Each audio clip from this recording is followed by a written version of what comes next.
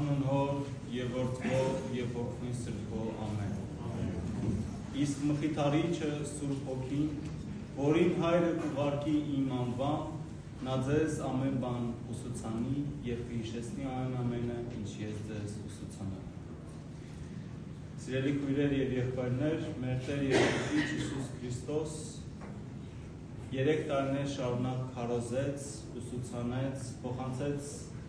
իր վարդապետությունը, ապա խաչվեց, հարություն արավ և համբարձվեց։ Բայց համբարձվելուց 10 օրեր անց, երբ իր աշակերտները նստած էին Վերնատանը Երուսաղեմում համաձայն Հիսուս Քրիստոսի պատգամի, որ ասել էր, թե գնացեք Երուսաղեմ և սպասեք, մինչև խոստումը կկատարվի, աշակերտները, որ նստած էին Վերնատանը, աղոթում էին և հանկարծ սաստիկ հողմի մի ձայն են լսում և հրեղեն լեզուներ են իջնում երկնքից և նստում են այնտեղ ներկա բոլոր մարդկանց վրա և այս մարդիկ, աշակերտները Հիսուս Քրիստոսի սկսում են քարոզել բոլոր այն լեզուներով, որոնք իրենք չգիտեին և այդ օրերին Պենտեկոստեի օրերն էին և ամբողջ աշխարհից Սուրբ Գիրքը ասում է բոլոր ազգերից մարդիկ էին գալիս Երուսաղեմ ուխտի և երբ այս մարդիկ մարեր, պարթևներ, հայեր, երբ այս մարդիկ լսում են, թե ինչպես են այս աշակերտները խոսում իրենց իսկ լեզվով, զարմանում են և հավատում են Հիսուս Քրիստոսին և մկրտվում են և դառնում են քրիստոնեական մեծ ընտանիքի մի մասը։ Ինչ էր իրենից ներկայացնում այս պատմությունը, որ տեղի ունեցավ Հիսուս Քրիստոսի համբարձումից 10 օր անց։ Սուրբ Հոգին գալիս է և նստում է աշակերտների վրա, բայց նախքան հրեղեն լեզուների տեսքով իջնել, աշակերտները լսում են հողմի ձայն։ Հողմի ձայնը և բուրը հինկտակարանյան նշաններ են, որոնցով Աստված հայտնվում էր մարդկանց։ Աստված հրի պես էր իջնում Սենարարան վրա և մարգարեն լսում էր հողմի ձայնը և հասկանում էր, որ Աստված այնտեղ է։ Այդ օրը, երբ Սուրբ Հոգին իջնում է Վերնատուն և նստում է առաքյալների վրա, նախ և առաջ նա հռչակում է իր Աստված լինելը։ Սուրբ Հոգին Աստված է և իր աստվածային փառքով իջնում է աշակերտների վրա։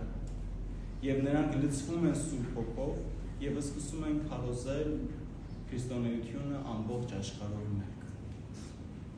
Այն, ինչ տեղի ունենում Պենտեկոստեի օրը, պատահական չէր, և Հիսուս Քրիստոս նախքան իր խաչվելը, հարություն առնելը և համբարձվելը, արդեն իսկ կանչում է մի առիթով իր աշակերտներին և նրանց ասում է.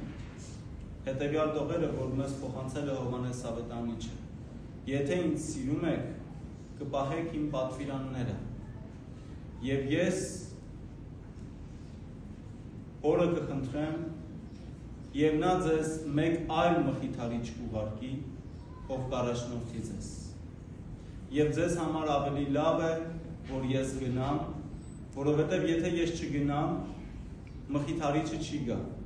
բայց եթե ես գնամ, կուղարկեմ մխիթարչին հորից։ Այս տողերը մեզ փոխանցում է Հովհաննես Ավետարանիչը և սա այն է, ինչ որ տեղի ունենում Պենտեկոստեի օրը։ Բայց եկեք մի պահ հասկանանք, թե ինչ էր Հիսուս Քրիստոս ցանկանում, որպեսզի իր աշակերտները հասկանան նախքան Սուրբ Հոգին ընդունել։ Եթե ինձ սիրում եք, կպահեք իմ պատվիրանները։ Հետաքրքիր մի բան ձեզ ասեմ, Պենտեկոստեն հրեական տոն էր, որը տոնվում էր հրեական Զատկի 50 օր անց։ Ճիշտ այնպես, ինչպես մենք Սուրբ Զատկի 50 օր հետո տոնում ենք Սուրբ Հոգու գալուստը։ Եվ հենց Պենտեկոստեի օրը պիտի տեղի ունենար Սուրբ Հոգու գալուստը։ Ինչու՞։ Որովհետև Պենտեկոստեն տոնը հրեաների հիշատակումն էր Աստծո կողմից օրենքի տրման։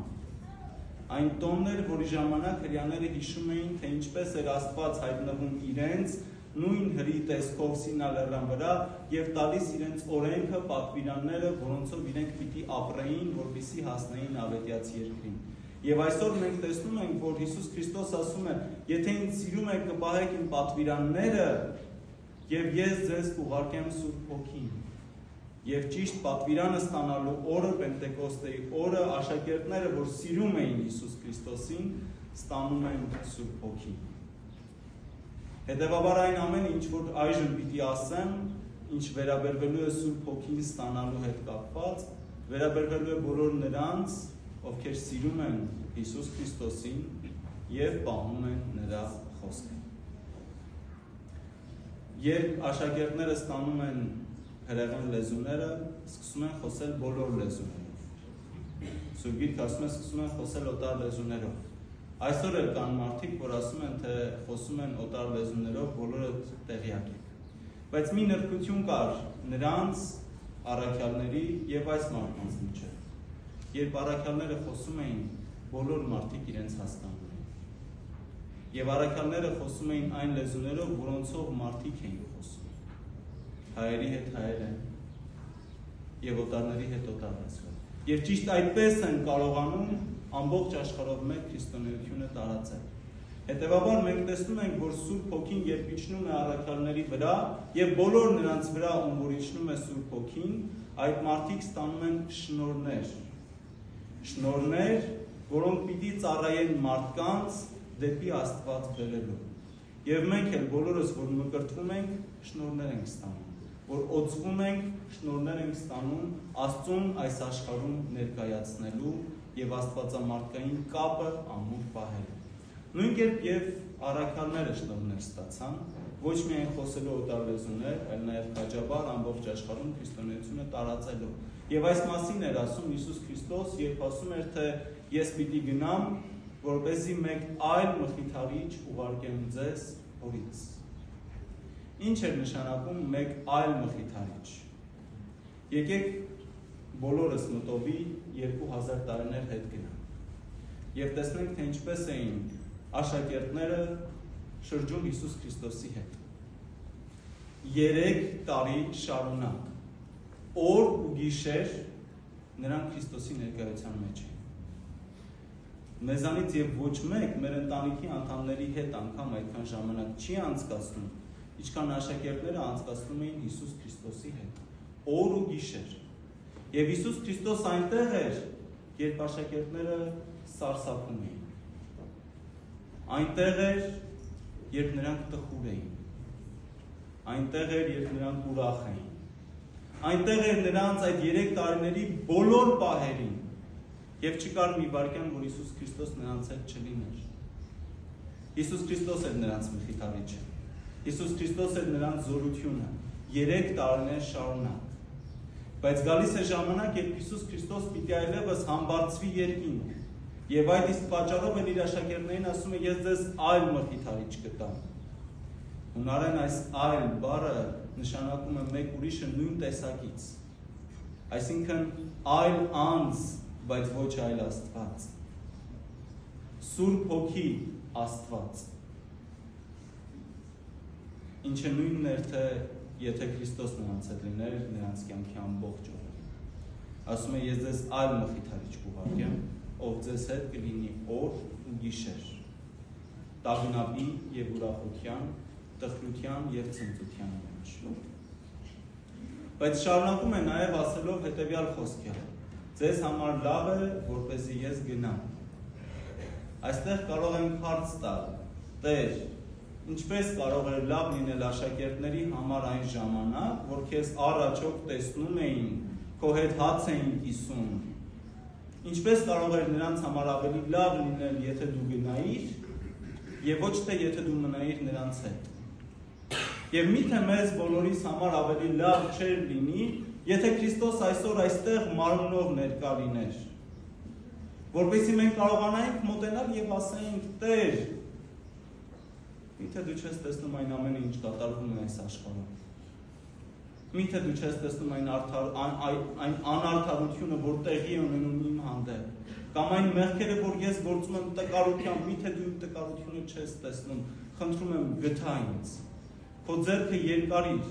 դիպիր ինձ և մաքրիր ինձ իմ մեղքերից։ Միթե մեր բոլորի համար ավելի լավ չէր լինի, եթե Հիսուս Քրիստոս ֆիզիկապես այս պահին այստեղ կանգնած լիներ։ Հիսուս Քրիստոս ասում է ոչ։ Հիսուս Քրիստոս ասում է ձեզ համար ավելի լավ է, որպեսզի ես գնամ։ Ինչու՞։ Նախ, որովհետև Հիսուս Քրիստոս սիրում է մեզ։ Եվ այո, առաքյալները այն ժամանակ 3 տարիներ շարունակ օր ու գիշեր Քրիստոսի զորություն ստացան եւ նրանով ապրեցին։ Բայց եթե Հիսուս Քրիստոս չհեռանար նրանցից, նրանք աշակերտից առաքյալ երբևիցե չէին եղել։ Նրանք ամբողջ աշխարհով մեկ Քրիստոսի եկեղեցին երբևիցե չէին տարածի, որովհետև անընդհատ պիտի հետ վազեին Հիսուս Քրիստոսին։ Եվ ժամանակն էր, որպեսզի նրանք հասունանան, մեծանան, դուրս գան մանկական վիճակից, որտեղ ծնողները անընդհատ իրենց երեխաներին գուրգուրանքով պահում են եւ սկսեն իրենց քայլերը անել։ Ճիշտ այնպես, ինչպես մենք պահում ենք մեր զավակներին։ Առաջին տարիների ընթացքում օր ու գիշեր նրանց հետ ենք, բայց գալիս է ժամանակը, երբ փոքրիկ արծվիկները պիտի դուրս նետվեն արծիվներից, որպեսզի սովորեն թռչել։ Ճիշտ այդպես Հիսուս Քրիստոս պիտի գնար, որպեսզի աշակերտները կարողանային սավառնել երկնքում, առյուծի պես քայլել եւ Հիսուս Քրիստոսի սերը փոխանցել մեզ բոլորիս։ Կար նաեւ երկրորդ պատճառը, թե ինչով էր լավ Հիսուս Քրիստոսի համբարձումը, հեռանալը եւ ոչ թե մնալը ֆիզիկապես այս աշխարհում։ Աշակերտները պիտի գնային ամբողջ աշխարհով մեկ, չէ՞։ Եվ միայն աշակերտները չէին, ովքեր Հիսուս Քրիստոսի սիրո կարիքն ունեին, բայց երբ այս 12-ը պիտի գնային տարբեր անկյուններ, երբ պիտի տխրեին կամ ուրախանային, երբ պիտի սարսափեին կամ հզորանային, ով նրանց պիտի այդ բանին մխիթարեր, կամ նրանցից որ մեկին Հիսուս Քրիստոս ֆիզիկապես այդ բանին պիտի մխիթարեր։ Չէ որ ֆիզիկապես Աստված, որ մարդ էր դարձել եւ ինքնական մարդկային մարմնի օրենքների մեջ էր գործում, մարդկային մարմնի օրենքների պատճառով չէր կարող միևնույն ժամանակ լինել բոլոր աշակերտների հետ աշխարհի 4 ծայրերում։ Հետևաբար, որպեսզի նրանցից եւ որևէ մեկը Աստծո մխիթարանքից, Աստծո սիրուց զուրկ չմնար, Հիսուս Քրիստոս մարմնով պիտի համբարձվեր եւ պիտի իջներ Սուրբ Հոգին, ով մարմնական չլինելով, հոգի լինելով կարող էր միևնույն ժամանակ բոլոր առաքյալների եւ ապա բոլոր սրբերի եւ ապա բոլոր քրիստոնյաների սրտերում լինել եւ նրանց մխիթարել, սփոփել եւ հզորացնել։ Այն ինչ տեղի ունեցավ, երբ աշակերտները, Քրիստոսի առաքյալները մահվան առաջ էին կանգնում, չէին սարսափում։ Ինչու՞, որովհետև Սուրբ Հոգին նրանց զորություն էր տալիս։ Երբ մեր եկեղեցու սրբերը Գրիգոր Լուսավորիչը չարչարանքների միջով էր անցնում, չէր սարսափում։ Ինչու՞, որովհետև Սուրբ Հոգին նրա հետ էր, նրա բոլոր օրերին։ Եվ այսօր երբ մենք բոլորս մեղքերով լցվում ենք եւ ներում ենք խնդրում, ինչպես ենք մաքրվում, եթե ոչ Սուրբ Հոգով։ Երբ մենք բոլորս տրտմում ենք հոգով, ինչպես ենք այդ տրտմությունը հաղթահարում։ Երբ կարծում ենք, թե ելք չկա, ով է մեր առաջ ելք բացում, եթե ոչ Սուրբ Հոգին Աստված։ Նա, ով մեզ հետ է,